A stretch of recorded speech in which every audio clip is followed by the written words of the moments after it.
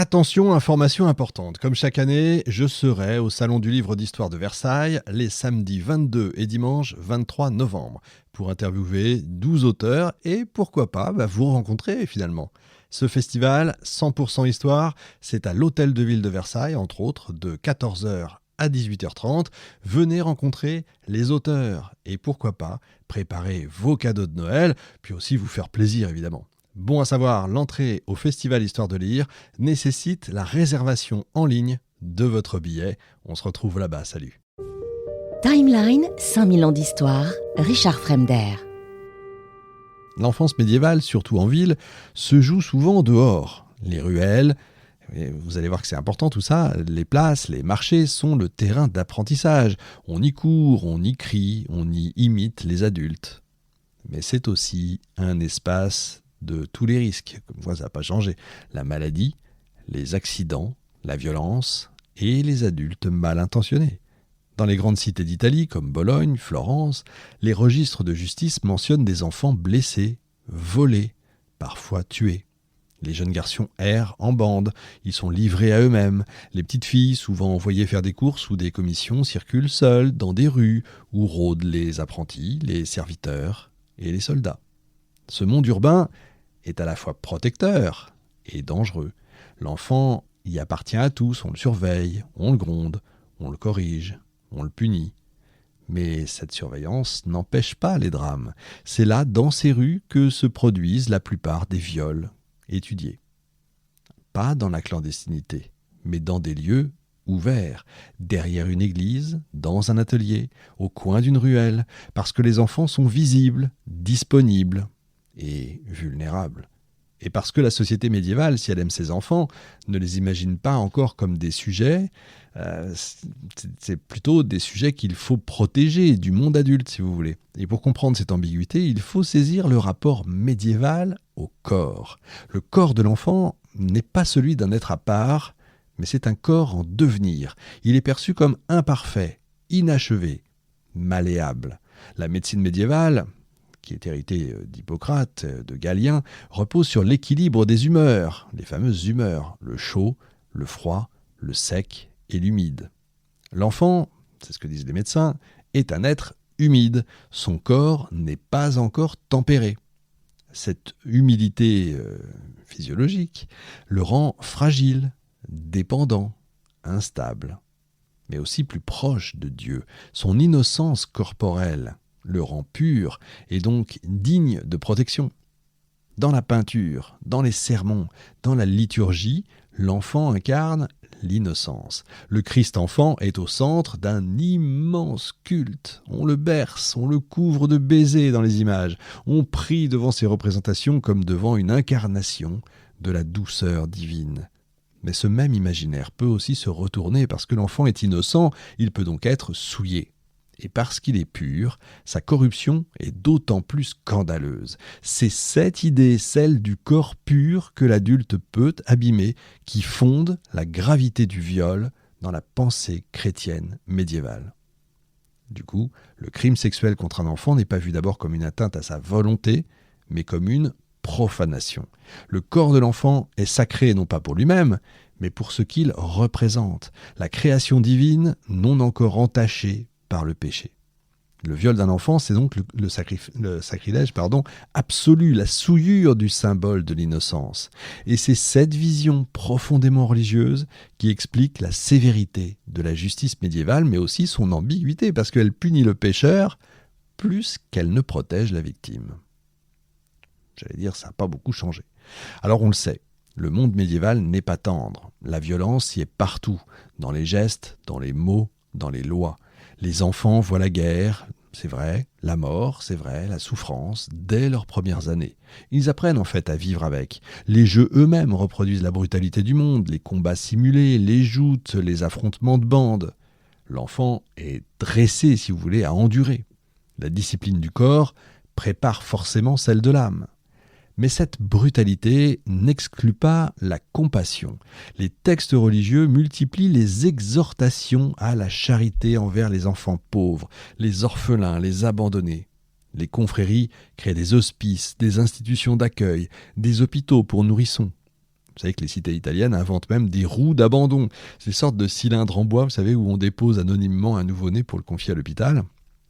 Donc la société médiévale ne ferme pas les yeux sur la détresse des enfants, mais elle la pense dans une logique chrétienne, encore une fois, sauver les âmes avant de sauver les corps. Les institutions de charité servent à baptiser et pas du tout à protéger.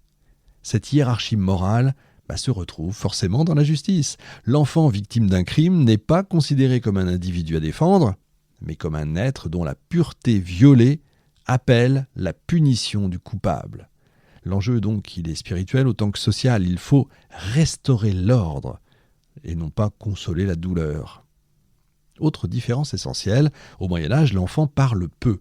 Sa parole, contrairement à aujourd'hui, n'a pas de poids juridique. Il ne peut pas témoigner tout seul, il ne peut pas prêter serment. Il faut un tuteur, un parent, un adulte pour le représenter. Sa voix passe donc toujours par une autre voix. Quand on retrouve dans les archives les récits de viols d'enfants, ce ne sont jamais leurs mots. Ce sont ceux des notaires, des pères, des juges. Leur expérience nous parvient donc, mais elle est filtrée, transformée, neutralisée. Et pourtant, parfois, vous avez un éclat qui passe, une phrase rapportée, une sorte de geste décrit. L'enfant pleurait, elle criait, il montra du doigt son agresseur. Vous voyez, des traces infimes, mais qui sont bouleversantes, où on devine un reste de voix.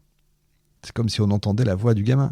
Et c'est à partir de ces miettes qu'il nous faut tenter de reconstruire l'expérience enfantine. Non pas pour donner la parole à ceux qui ne l'ont plus, mais pour faire sentir leur présence, leur regard sur le monde. Cette absence de parole directe explique aussi pourquoi la pédocriminalité médiévale a si longtemps échappé à l'histoire. Les enfants ne témoignent pas, les juges ne transcrivent pas leurs mots et la société ne conçoit pas leur souffrance comme une question politique. En fait, il a fallu attendre les historiens modernes et surtout la sensibilité contemporaine à la vulnérabilité de l'enfant pour relire ces textes autrement. Dans la culture chrétienne du Moyen-Âge, l'enfant est donc à la fois modèle et menace. Modèle parce qu'il incarne, vous avez compris, l'innocence et la simplicité évangélique. Si vous ne redevenez comme des petits-enfants, vous n'entrerez pas dans le royaume des cieux.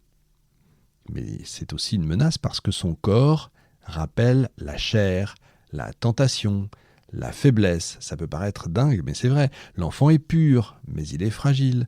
Il attire la protection, mais il attire aussi la peur. Les théologiens s'interrogent d'ailleurs jusqu'à quel point l'enfant est-il capable de pécher? Est-il même responsable? A-t-il conscience du bien et du mal? Et ces questions, d'apparence totalement théorique, pèsent extrêmement lourd sur la perception sociale du viol. Si l'enfant n'a pas la pleine conscience du péché, alors le crime commis sur lui est d'autant plus grave pour l'adulte. Mais paradoxalement, l'enfant lui-même reste totalement en dehors de la justice. Il est réduit à un symbole moral, encore une fois. Le Moyen-Âge, vous voyez, fabrique une figure paradoxale. Un enfant à la fois aimé, idéalisé, instrumentalisé. Un être qu'on protège en le disciplinant, qu'on chérit, en le corrigeant, qu'on vénère, en le réduisant au silence. Et c'est dans cette tension entre amour et brutalité, entre tendresse et autorité, bien que naissent les contradictions de justice médiévale face aux crimes sexuels. Alors le premier espace où se joue le destin de l'enfant, c'est la famille. La famille médiévale n'est pas celle qu'on connaît aujourd'hui. C'est une structure élargie, hiérarchisée, traversée d'obligations. Ça va nous changer, mais le père incarne l'autorité, la mère la piété et la gestion domestique. Et les enfants incarnent la continuité du sang. Chacun a sa place, n'oubliez pas, on est dans un ordre voulu par Dieu. Le lien d'amour existe, mais il n'est jamais séparé du lien de pouvoir. Le père n'est pas seulement celui qui nourrit, il est celui qui corrige, qui punit, qui décide aussi du destin de ses enfants. Il dispose d'un droit de correction reconnu, il peut battre ses enfants, il peut battre ses apprentis, il peut battre ses serviteurs. Ce droit n'est pas perçu comme de la violence, mais comme un instrument de formation morale. Le père éduque par le châtiment. Ça nous change, Dans les sermons, cette autorité paternelle est un miroir du pouvoir divin. Encore une fois, le père corrige comme Dieu punit. Par amour. Vous savez que dans la Bible, c'est quand même un Dieu vengeur, quand même, c'est difficile. Et cette idée s'étend à toutes les figures d'autorité, le maître d'école, le patron, le seigneur, le confesseur, etc. La correction physique est en fait un langage moral partagé, une pédagogie de la douleur. Mais ce système a aussi une conséquence. Il rend difficile la dénonciation de la violence. Ce qui relève pour nous de la maltraitance, alors immédiatement, pouvait au Moyen-Âge être vu comme une éducation un peu trop zélée. La frontière entre punir et abuser, du coup, elle n'est pas toujours claire et le corps de l'enfant reste un territoire sur lequel l'adulte a le droit d'exercer justement ses droits. Quand un crime est commis, vous avez compris, c'est rarement l'enfant qui parle, souvent c'est le père.